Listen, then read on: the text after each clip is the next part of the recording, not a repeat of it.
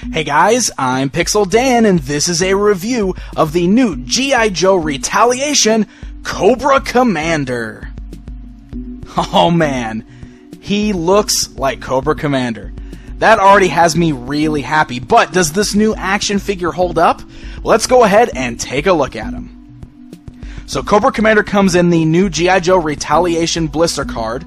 The top of the package has an image of The Rock as Roadblock and Snake Eyes right above the G.I. Joe Retaliation logo.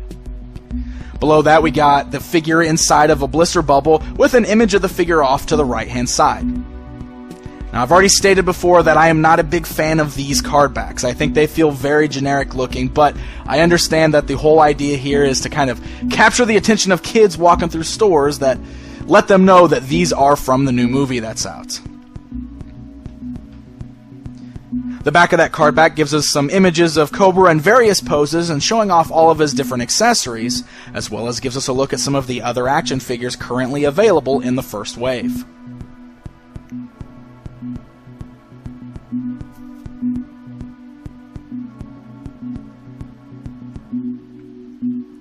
Alright, so taking a look at Cobra Commander outside of the package, I'm immediately happy just by his appearance. I actually really like the design of Cobra in this new film.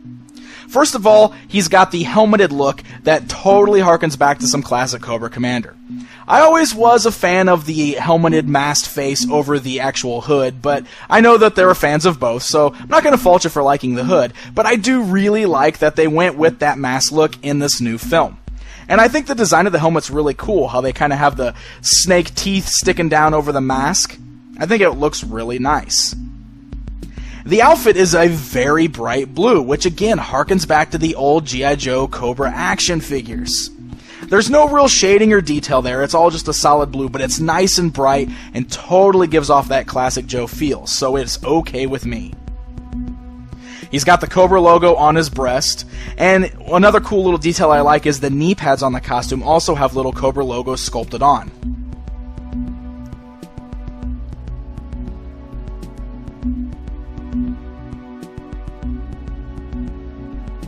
Now you can see on his left leg there he actually does have a little holster for a pistol, which is really nice, and the pistol is of course removable. Now all the weapons on this figure are just a solid color gray plastic, but that is very reminiscent of what we've seen in past G.I. Joe toy lines. So the small little pistol can be held in either of his hands, though his right hand is shaped more with the trigger finger, so it looks better in the right hand than the left, but you can pose it either way.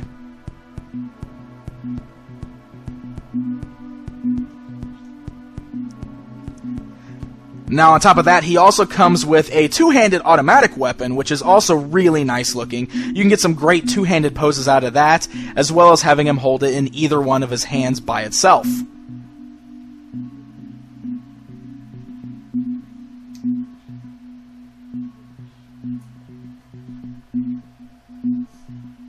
Now, as a third accessory, this is where we get those big, goofy, clunky-looking weapons that they include when they're putting figures out in a movie year. Of course, the whole idea in a movie year is to kind of make figures for kids, because they want to get kids hooked onto this, and you can't really fault Hasbro for that. But when this happens, we get stuff like this goofy-looking snake staff. Now, Cobra's had snake-headed staffs in the past, but this one here is incredibly oversized. It's got a really short staff, so it's not as long as it should be, because it has a hard time touching the ground. And it's very top-heavy. So when you're trying to pose Cobra with it, one of the problems is that it's so top-heavy, it kind of knocks him down, and it makes him buckle under the weight of his own legs there. The articulation in his legs seems to be a little loose, and he just kind of falls over, and it's hard to get him to hold it right. Now, two problems I feel like I should point out here that kind of result in the toppling over with that staff are this. First of all, the hands on the figure are really soft and gummy, and they pop out of socket incredibly easy. Both of them are this way. And because of that, he does have a hard time holding onto the big heavy staff like that. It just kind of falls out of that softer hand. The other thing is that the leg joints on this figure are real loose. Unlike the Roadblock I looked at before that had really tight articulation, this one totally has the wobbly legs thing going on, so without a figure stand, he has a real hard time standing on his own. It's a shame that the figure didn't come with a figure stand, because that would have helped quite a bit. Now, the other goofy thing about that staff is it does fire a missile, so you've got a big red flame-looking missile that sticks into the mouth there, and when you press the hood down in the back, it launches the missile off with a spring-loaded mechanism. So, there you go, kids. That one's for you.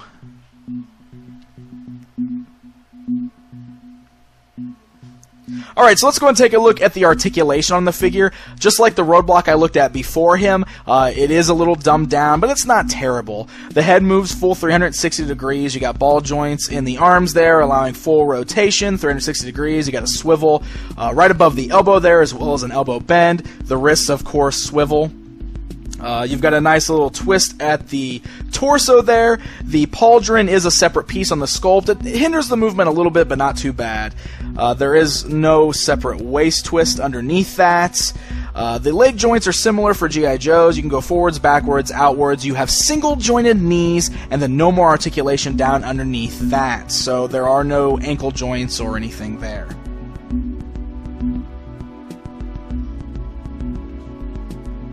Alright guys, it's comparison time! So here we have the new Cobra Commander compared to the Cobra Commander from the first movie. Wow, I am so glad that they changed the design. And just for fun, here's a look at Cobra Commander standing alongside some of the previous releases of the character that I happen to have in my personal collection.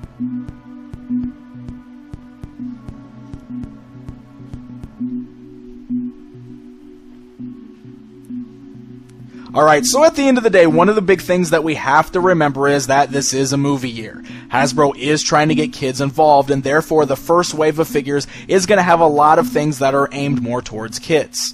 So if this doesn't look like something that is your cup of tea, there is a chance that later on in the line they'll be releasing more collector-friendly figures. Now, with that said, I do actually really like this Cobra Commander figure. I love the design, I really like the bright colors on there, and aside from the big stupid Cobra staff, everything else about the figure is really nice. I only have those minor complaints about the loose articulation, but otherwise, I think this is a pretty solid action figure, and I'm very happy to have this one.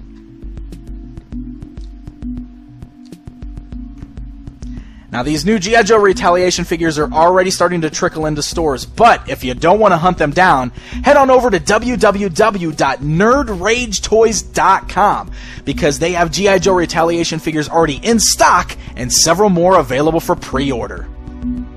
Until next time.